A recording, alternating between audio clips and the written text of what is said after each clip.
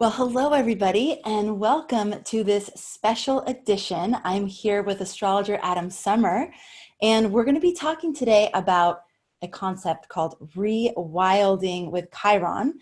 And then Adam is also going to give us some more insights on the comet Neowise. And Adam, I'm so excited to be here with you today. I was just looking back at our podcasts and seeing that you were the first special edition podcast episode that we did this year. And it was March Wow. 13th, and it was right when things were starting to get really weird. And I remember just being like, Adam, can we talk? I need to talk to you. And can we share it with everybody? And we had such an amazing conversation. I remember that. But it's so great to have you back right now, kind of mid year, to check in again. Yeah. Yeah. Well, it's nice to be back with you, Amanda. I'm happy that you're healthy and that and you're still doing all the work. Absolutely. The Yeah. work is the best part. Yeah. Spoken like a true Capricorn, right? Mm. So let's talk first about the comet Neowise. I saw a post you did, and I loved some of the thoughts that you had about the comet, what it might be meaning, some of the history of comets. So can we just talk about that first? Sure. Yeah, I'm noticing a pattern here, Amanda, that you have me on to talk about things I'm not an expert on. COVID, But you write so comets. beautifully about them, and I go, oh my Yeah. gosh, I want him to talk about this. No, I can say a few things. And like I was telling you before, like I have a story as well. Like it was aside from Chiron's stories, like as a comet story, it it it relates to like what we do astrologically, like tracking transits, right?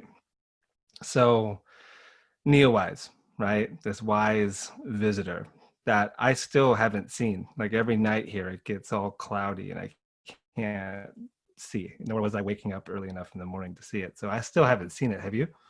No, I still haven't seen it either. No. I've only seen videos and pictures of people who have seen it on the island, but only with special cameras. Like I Hmm. think to the visible eye here, it's really hard to see, but when you have the camera, then it works.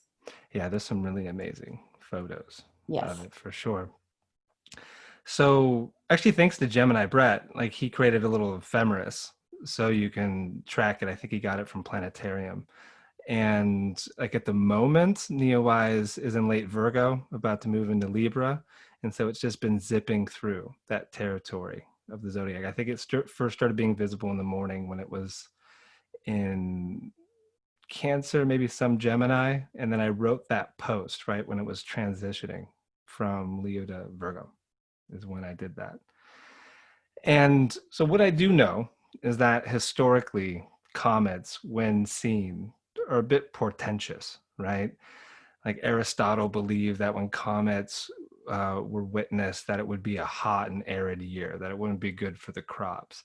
A Mm. lot of ways that it wouldn't be too beneficial either for the empire or the king, especially if it fell in an ominous place in the chart, right, of the kingdom and stuff like that. And so that's, how it seems a lot of the translations were so not natural implications and that of, I mean, a lot of mundane implications, which is kind of the case with transits, or not transits, but I was gonna say eclipses Right. and many other big sky phenomena. Like it always was like that in a mundane sense.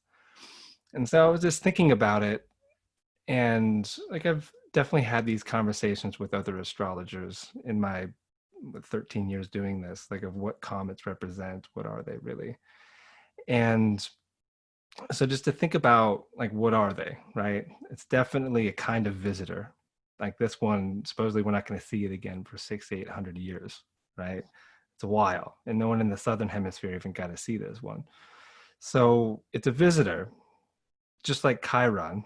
To hint at that, what we'll talk about, they're both visitors, and also like what it's composed of, right? Like a lot of the materials is like billions of years old, whether there's organic matter involved or not. It's just this debris that is burning off in space, right? And if we just take a bit of a leap into what that might represent as it's moving through the chart, like what could it be burning off in us, right? And so the story that I have actually happened after I wrote about it. And so my post was just a small one about some of the historical takes on comets, and then also this idea of burning off old stories, like what's, being created in this tale that's visible, both tale of a comet, but also the tales of our lives. And someone emailed me, and they had a really great story about how it showed up for them. And then I saw that ephemeris that Gemini Brett released. And then I realized that there was this really big thing that happened to me when the comet was to the degree on my Venus. And the story was basically releasing something that I had been carrying with me for like over 2 years. And it really successfully, I feel like it burned it off. Like I feel lighter, I feel different. I'm not like haunted in the same way by this story. It was really interesting how it worked. And then I even had a dream that was attached to it. I was like, Neowise, comets, there's something to this. And it was also in process of prepping for this Chiron class that I just did, which, some people say that Chiron's a planet or a planetoid. Many say Chiron's a comet. I'm kind of in that camp. I think it's a comet that got caught in orbit, like within our solar system. And so visitors. Wow, interesting. So if people want to track the comet in their chart as well, because I don't know about all of you, but what you're explaining about stories that have haunted or stayed with us for some time, just having those moments of dissolution, finally, after years, I've had that experience too. And I thought it was maybe just like a sign of the times and what's happening this year with karma and the opportunity we have. But now that you're bringing in Neowise, it'd be so interesting to be able to track and see on what dates is it hitting specific points in our charts. Absolutely. I mean, like for me, that's the feel around it. I mean, there is so much happening in the sky. My God, like it's hard to separate what's what and Right, what's really going on. right. But that the comet experience absolutely related to what I was going through, just because I knew like what my Venus represented as far as how the story was living in me. And Right. so when it was zipping across, it was just like one of those aha moments, and you don't really doubt it. You know that it's legit in that way. So that was my first comet story in a way. Very nice. You say I ask you to talk about things you're not an expert in, Hmm. but the truth is, and we are going to be talking about Chiron, which you are very I'm expert fond in. of him. Yes. Fond, very fond. I do let you talk about Mercury, but nobody really knows. With the comet thing, I feel like there's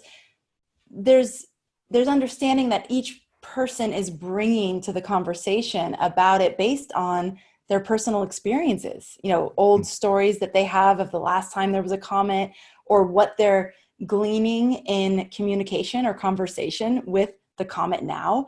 And then yes, we can piece together things from history, but you know even the historical perspective on eclipses, it's like it brings us information, but then living the eclipses and experiencing them brings a whole nother level of understanding, I think, for each individual. So it's just what we're doing right now with the comet as well. Couldn't agree more.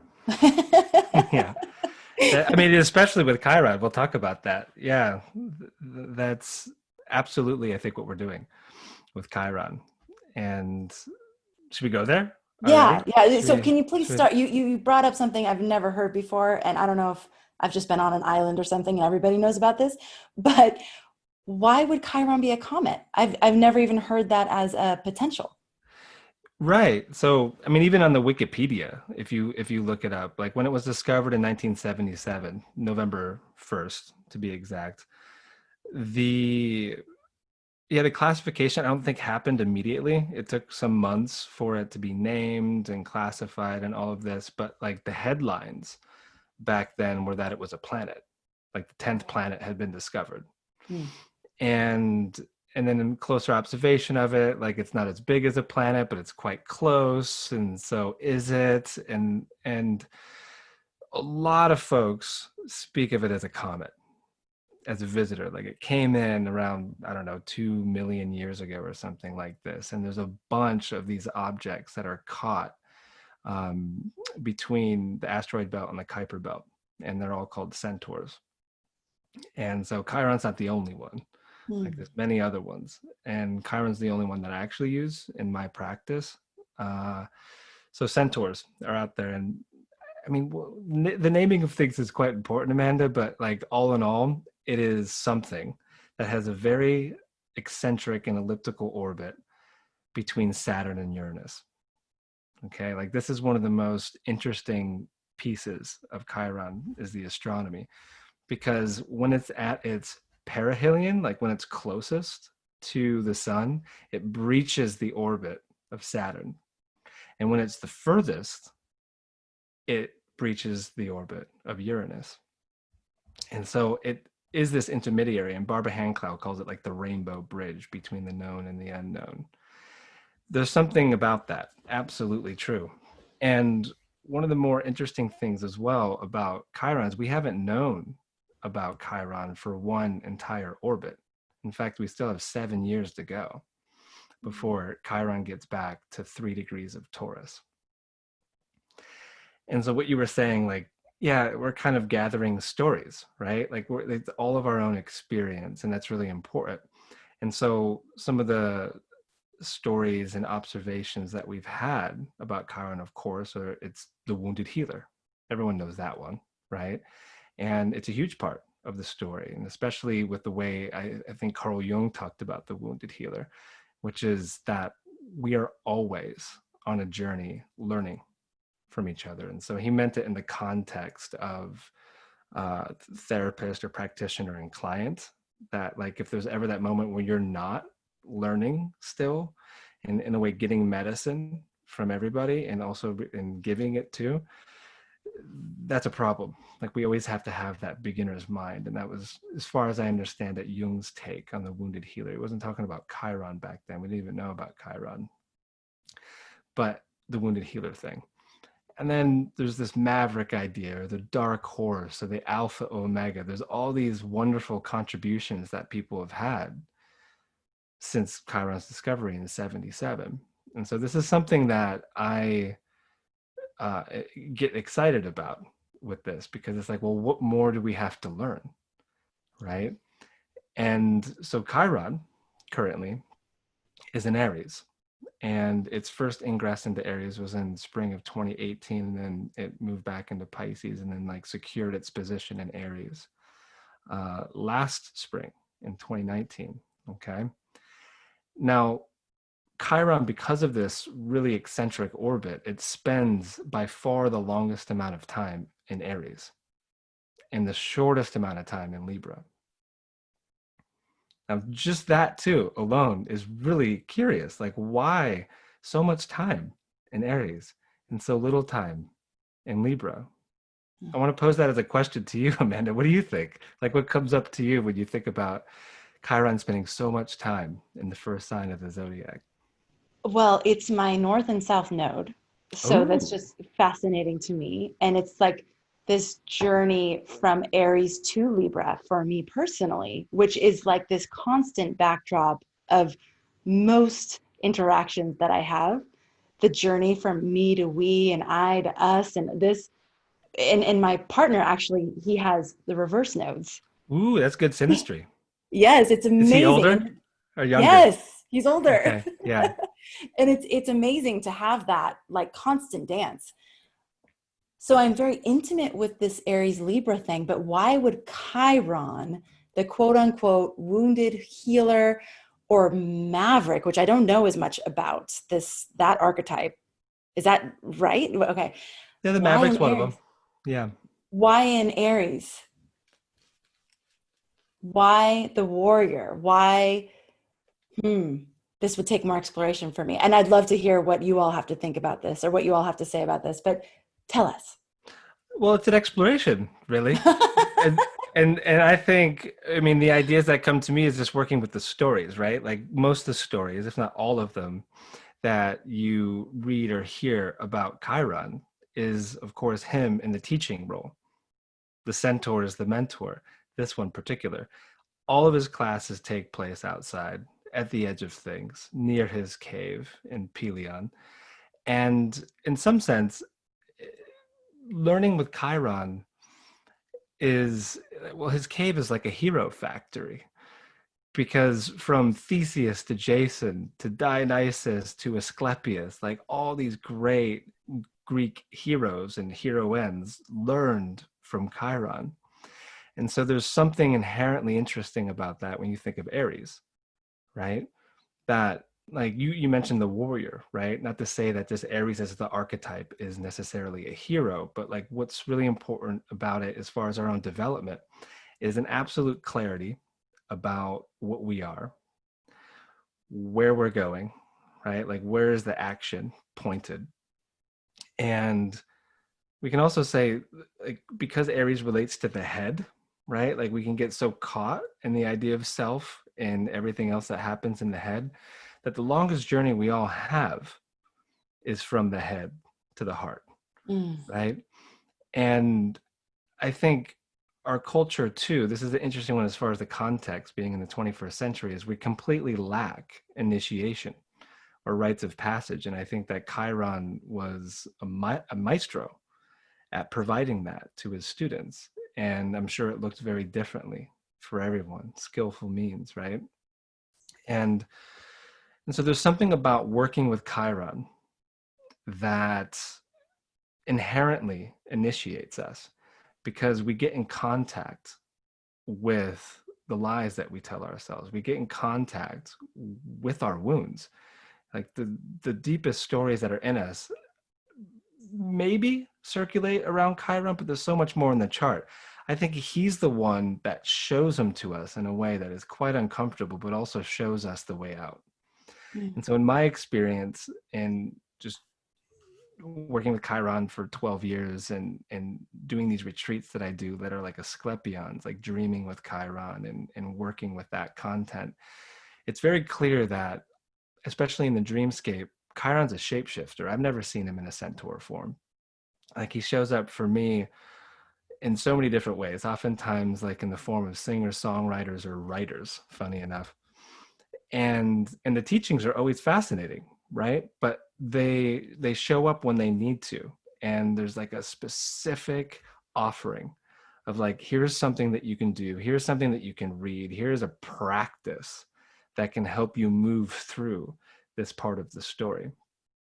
And there's always a bit, and this is where the rewilding thing comes in. There's always a bit that relates to that as well, that nature is the great physician, that we can't solve it all with our head, right? Like we have to, in a way, tune our ear to the language of birds. We have to get outside and reconnect to the natural world, which is the theme we were talking about with COVID as well. Like it's a really important thing. And Chiron hasn't got enough press, even from me, during all of this. And I think that where he's at right now with Mars, like Mars and him just came together on the 14th. And here we go with Mars, right? I'm sure you've been covering it on your podcast. And it's going to be a very intense fall, as we all know, with Mars going retrograde in Aries. But it all began in my eyes when the two of them came together. And so there was a teaching that day, and it's still available, right? And so like, what is it in Aries? So you're South Node, Amanda? Is that what you're saying? In Aries, yeah. In Aries, yeah. So like, what is the teaching that is trying for you? Like I see the South Node in K2 as an ancestral line. Like it's something that connects you very deeply to your own inheritance. And so like, what is it that you're remembering? Like, what is it? What is this medicine that you're trying to bring forth to the Astrology Hub and to the world? Like, what is this? What is this magic? And so there's some of the ideas to open it up with Chiron. And we can go deeper into rewilding if you want to. Of course I want to. Yeah. Before we go there, two more archetypes came to me as you were speaking, and this as the sage. Okay. And then also as Yoda. Oh, Yoda. Yes, because Yeah. if Chiron is the trainer of heroes, or like the initiator of heroes, Hmm? there is this element of wisdom that would be passed along to, because any heroes that I, the Marvel movies, or the heroes that we see on the screen, there normally is wisdom in them. They're not just like haphazardly going out and creating havoc. There's more wisdom. At least they get to that if they don't have it to begin with. And so it would seem, if Chiron is initiating us into the hero and heroine of our own lives, there's this combination of warrior and lover, which very much is Mars. So I'm seeing this connection point of Chiron and Mars as potentially the infusion of some wisdom into the warrior that we'll be with throughout the fall, and the warrior within each of us. It's the wisdom around timing, the wisdom around when to sit back and when to take action, and how to take action, and what is loving action, like what does love actually look like when it is embodied with the warrior. But it seems if a warrior or a hero were to have that kind of information, they'd have to have a very, very, very wise sage-like teacher, like a Yoda. Yeah, like a Yoda. I wrote a post not too long ago talking about baby Chiron, and when I was talking about baby Chiron, I was thinking about baby Yoda. Have you seen baby Yoda? Do you know what I'm talking about? No. Okay, well, it's the new Star Wars series called The Mandalorian. Okay. And baby Yoda's in it. So baby Yoda is the cutest thing in the world. Oh my And gosh, I bet. when I wrote that, I was literally thinking about baby Yoda. And amazing offerings, right? Like, we're discovering this together. We've got 7 years still to discover things, and it's all Aries, right? Like, what is the purest teaching that Chiron is going to leave us with before the first return? And so you bring up Yoda, and then we have to talk about Luke, because there's something about orphan wisdom with Chiron as well. So whether it's Luke Skywalker, orphaned, Harry Potter, orphaned, Asclepius, orphaned, Jason, orphaned, Chiron himself, orphaned. When he came into this world, Amanda, Mom wasn't around. She was so disgusted with what came out of her that she begged the gods to be released from her form. And so they turned her into a tree, but a specific tree, a linden tree, which under linden trees, which is a divinatory tree, only truth can be spoken. And that's an interesting idea. And then Dad was Kronos, or Saturn, depending on who is telling the story. And that brings in the astronomy of things. Because if Saturn is one of the orbits that he touches during his 50-year orbit, who is Saturn's father? Uranus, right? And that's the other orbit that he crosses. Now, Wow. I don't think astronomers were aware of this when they named Chiron. Whoever specifically named Chiron, I don't think they were aware of this. This is just part of the unfolding of the myth, really.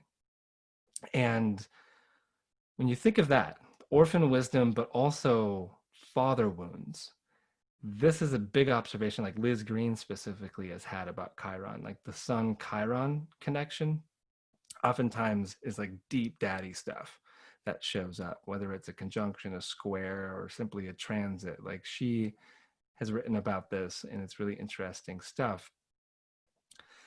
But there's something here, right, of like what comes down the patriarchal lineage, and how Chiron is a symbol of a key. Like, Chiron is the key of unlocking that. Like, how can we work with it? How can we forgive our fathers?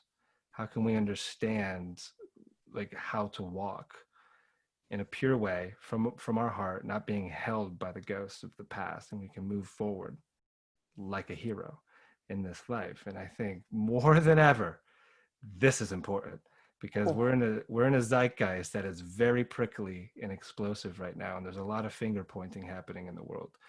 And I think part of Chiron's teaching and his medicine is like, what's the point? What's the point of pointing any fingers? He's like, moon, sun, mother, father, Artemis, Apollo, those were his surrogate parents. And of course, the linden tree gave him shelter from the hard weather and the dark nights and all of this. And little did he know, I think, that whole time that it was his mother that was sheltering him throughout that, but also teaching him how to live in truth, right? How to live in a truthful way, because that ultimately is where the healing is. Like when we tell our stories true, we don't amend them to fit any narrative that we're trying to create for the world, but like we're vulnerable, we're honest. This is where we've been, this is what we've been through. And we tell our stories true, something is released, right? Something happens when we really do our best to see our past clearly and move forward with grace. This is what Chiron has shown me, at least. Oh my gosh. I mean, so many things are activating for me, which always happens with you. It's amazing. It must be our, like, there's and I'm sure it's Sun, moon. sun, moon. Oh my gosh. Yeah. Amazing. So, well, the truth in the storytelling, not only telling our stories true, but seeing our stories from truth, which so many times we see our stories from the lie that was created from the wound. So if the if the wound or the lie is that we're not good enough, or we're not enough, or there's something to be shameful about, or we are not right on some level, that's the lie. And so to be able to transform that story under the light of truth of who we actually are is also part of that truth telling and healing.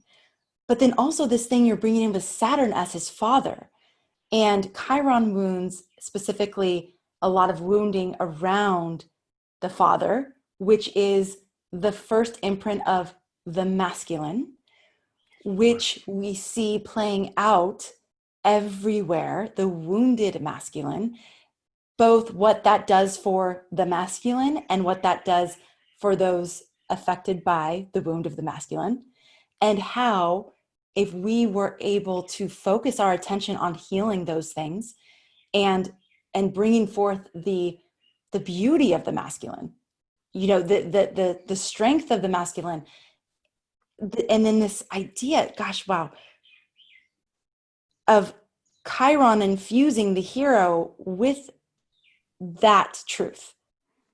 And if the hero is coming from that place, how amazing things can happen, like beautiful things can happen. So, Good stories. Nice. When So you're telling nice. stories, I find myself, and are you all like this too? I'm like, your voice gets a little bit quieter as you tell the story, and it's like we're leaning in. Like I can imagine that we're sitting around a fire, and it's like we're all leaning in to hear your words. Adam, let's talk Yeah. a little bit more about this rewilding concept. So I know we Sure. did talk about this on March 13th, and I'd Oh, love we to hear did. how it relates. We did.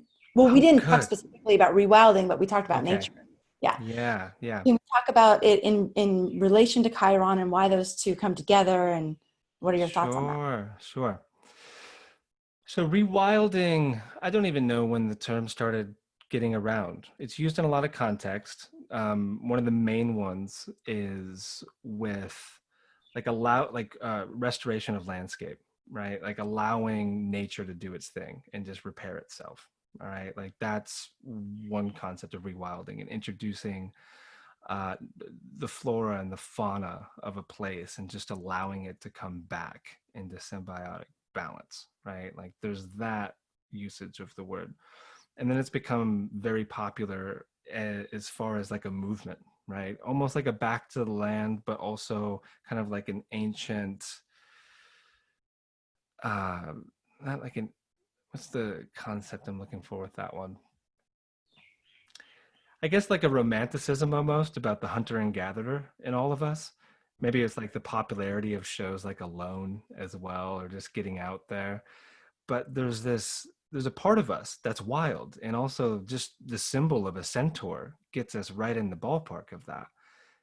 Chiron from the sacrum up is a man, but from the sacrum down is a horse. And it's a wonderful symbol of like what's going on in our own brain. And in us, like we are animal. And like we can't forget that.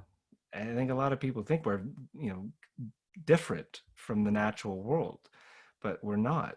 Like we come out of it, right? And so it's very important to live from that place and understand like, well, what are the laws of nature, right? And like one of them is definitely reciprocity. Like you never take anything before you give first, right? Like you have to honor the mother in this way. And I think it was one probably of the main transmissions that Chiron got from his mother in the form of the tree. Like you can learn everything from Taurus, from a tree. And Chiron was in Taurus when he was discovered. Like that too is very interesting. Actually, the Chiron discovery chart is one of the most amazing charts I've ever seen. It's so helpful in contemplating like the nature of Chiron. It's really an interesting chart. And so there's that, right?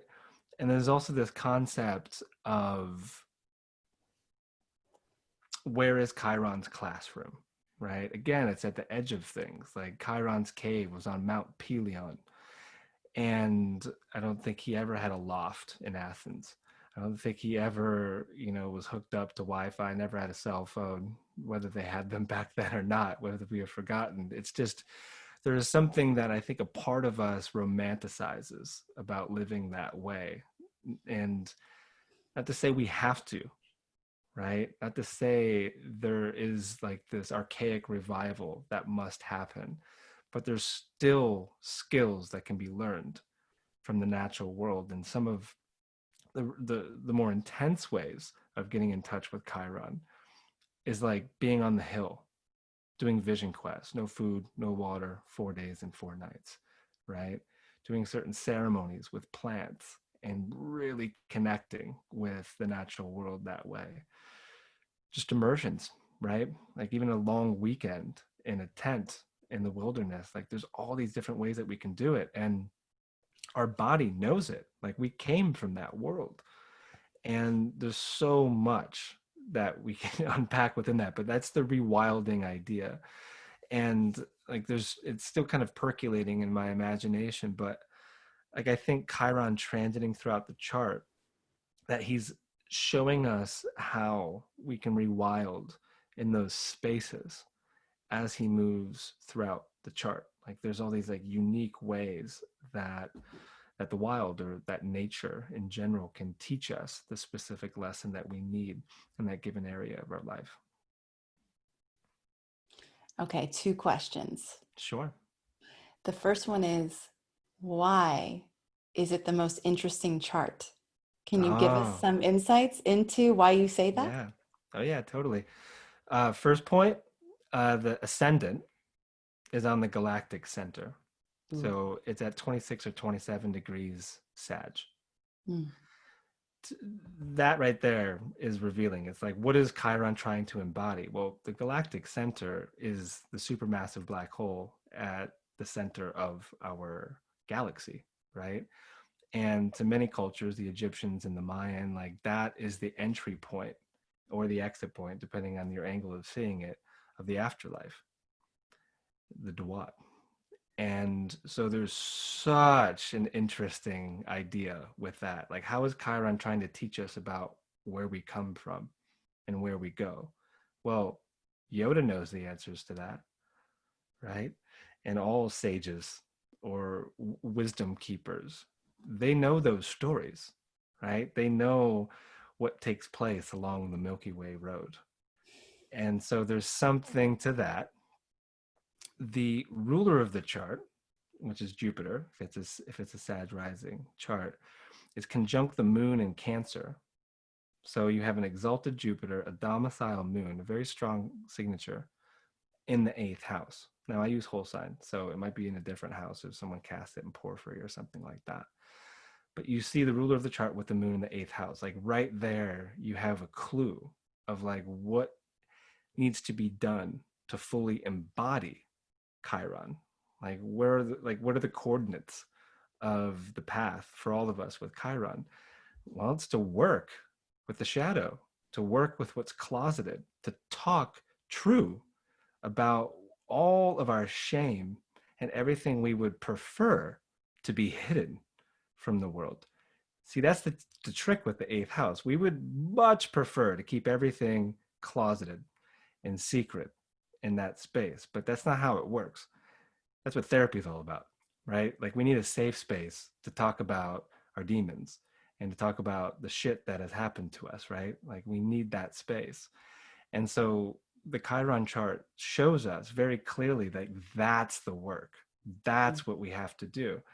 And, you know, I often think about this too, like with a Chiron transit, if he's, say, transiting over your ascendant or your sun right now, a big transit. Think of a teacher living with you for at least a year. How much would your behavior change if Yoda was waiting for you at the breakfast table every morning? Oh, wow, that'd be so awesome. Right? It's so amazing. What do you think he eats for breakfast? Yoda. Nothing. He eats air and Oh, sunlight. he's a breatharian. He is. He's totally a breatharian. Yoda's a breatharian. Okay, yeah, because there's not much that looks edible in Dagobah. Exactly. Yeah. Okay. Yes. So yeah, those are just a couple things, and there's more. Like, the whole thing is this wild. One thing. Oh, you're gonna love this one, Amanda. The Chiron chart. So we'll say Chiron has the same nodes as you. They go from Aries to Libra. Wow, interesting. What degree are your nodes? Do you know? You would know more than I do. I mean, I know you got a stacked 12th house with a like Capricorn and a Gemini moon. Let me look. I'll see if I have it. We'll see, but I think it's at 12. I think this is Aries. I think this is a great question. What does Yoda eat for breakfast?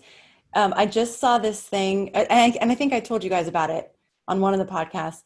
This talk between Bruce Lipton, Nassim Haramein, and Greg Braden. And Bruce Lipton was talking about how we only get 10% of our energy from our food. We get 90% of it from the field. Ooh. So I think Yoda's really proficient at getting his energy from the field. Yeah, but like a it'd be really master. interesting to hear what everybody thinks about what Yoda eats for breakfast. Okay, so keep going. I got it. And you're going to love what I have to say here. Wow. So your nodes are 9. Okay. 9 degrees Aries to Libra. The conjunction that happened on the 14th between Chiron and Mars was at 9. Wow. Yeah. So that conjunction happened on your South node. June 14th? Yeah. I got to look it up. Okay. I'll report to you all. That's amazing. Good one. Because maybe that's one of those revelation moments that I was talking about, like you had with your Venus. Sure. Yes. Nice. How quick wizards these days can pull up a chart. Like, oh wait, like 2,000 years ago. Let me go through the parchments, man. Let me. Not that one.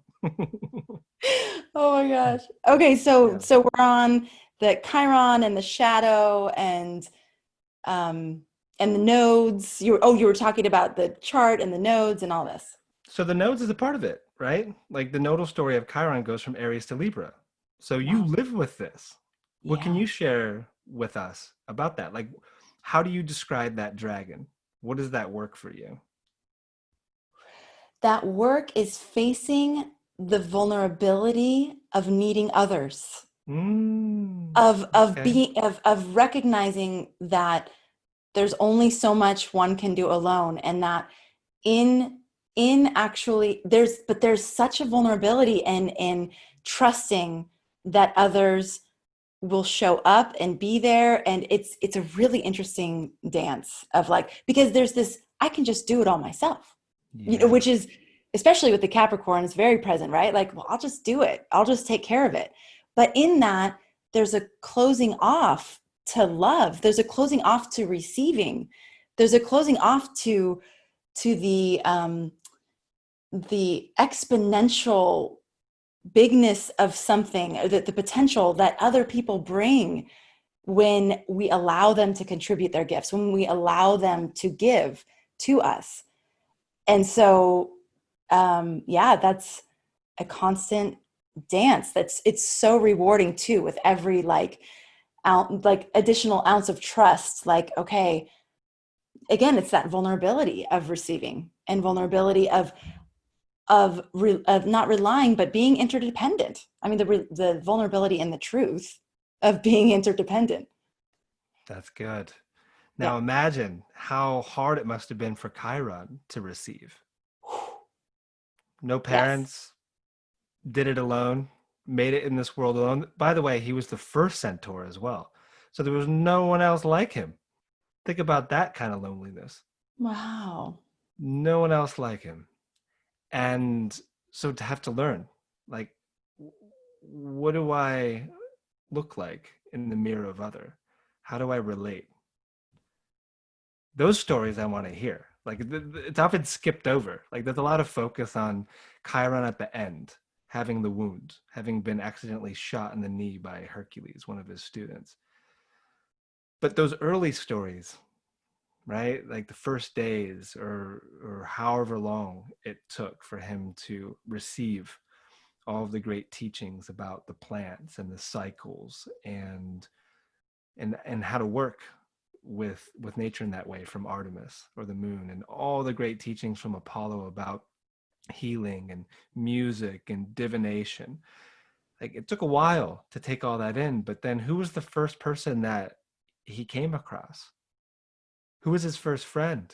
Hmm. Who was his first lover? Because behind every great centaur, there's got to be a woman. Chiron was married. His wife was named Shriklo. Uh, so these are all questions. I don't know. I don't know those stories. If anyone does, send them to us.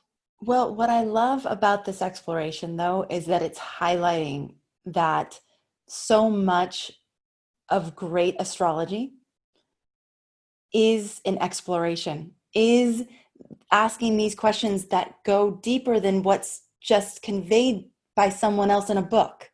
And Mhm. was their perception of how things happened, but encouraging this very intimate connection with these planets and or comets allows for the wisdom to be alive, and it allows for the wisdom to evolve as we evolve, which feels really important, especially right now at this point in time, as we are burning away so much of the past and looking towards a future that is so unknown. To be able to move in very organic, alive dance with the energies of the planets and the zodiac and grow together, because I think that's happening, and that's why astrologers like you are so appealing, especially in a time right now, because you're not frozen in time. You're not frozen in a perspective. You're in the exploration and bringing so much to it. So it's just fun to witness, actually, and it's fun to see what it inspires in myself, and I'm guessing that it inspires a similar type of exploration for everyone tuning in. Mm. So I just want to thank you for that. Well, of course, you're a good mirror in that, right? Like, just what you're doing and having these conversations with so many people. Like, it's that. Like, the name of my original show is the spirit of kind of what you're doing, exploring astrology, right? Wow. Like, my podcast isn't called that anymore. It got a little weirder. Holes to Heavens.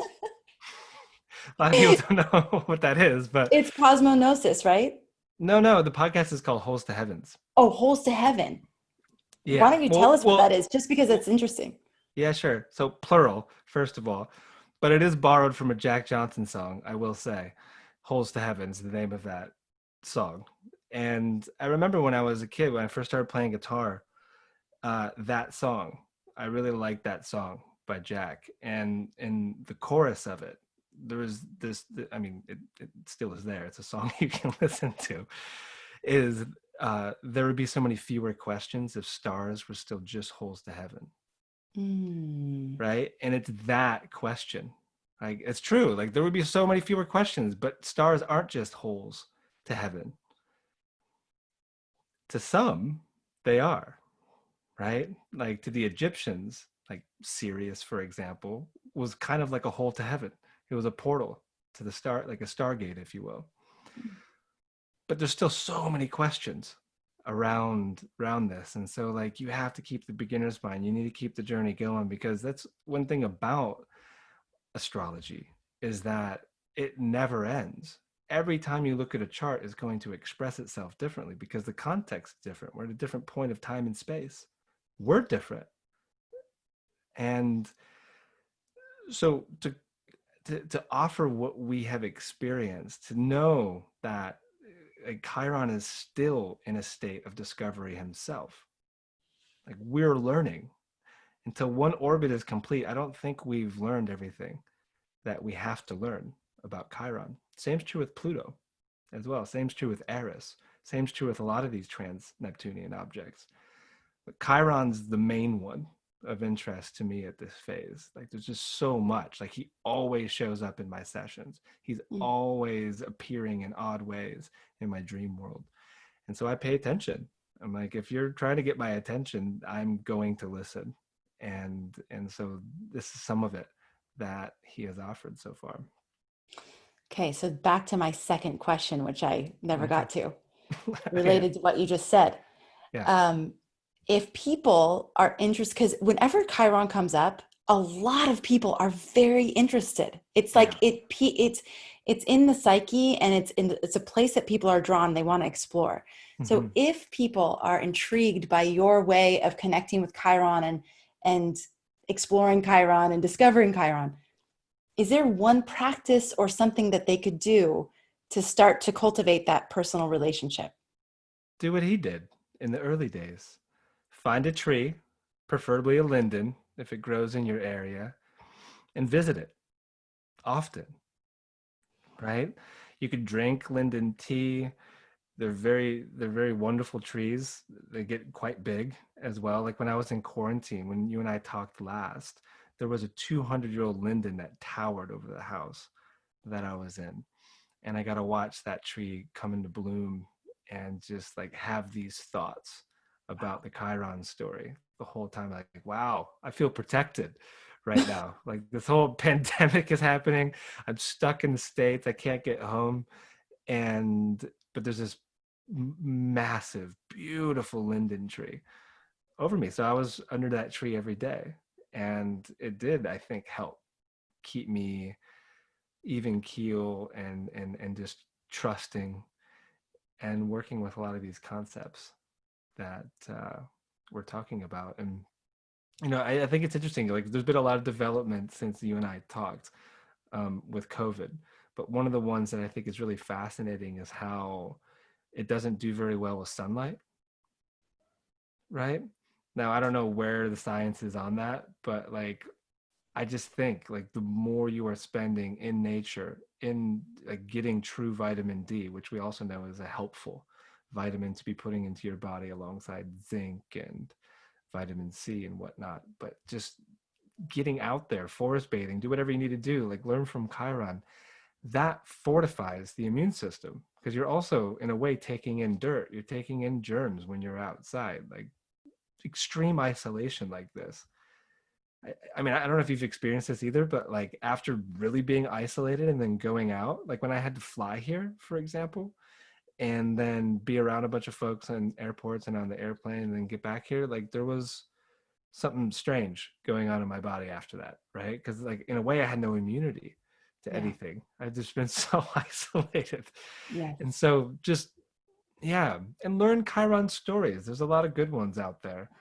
And dream with Chiron. But the practice, I'm listing too many, is find a tree, preferably a linden, and visit it often and see what And when happens you do there. something like that, do you hold the intention of connecting with Chiron as you are with the tree, or do you just be with the tree and listen to what the tree has to say?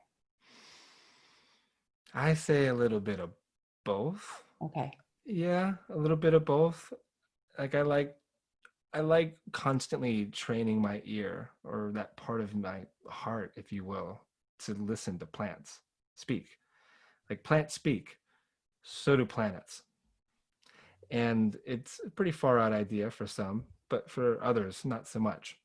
I got called I got called beyond woo woo or something from someone in the audience when I was talking about how the gardenia bush was speaking to me, because it actually was.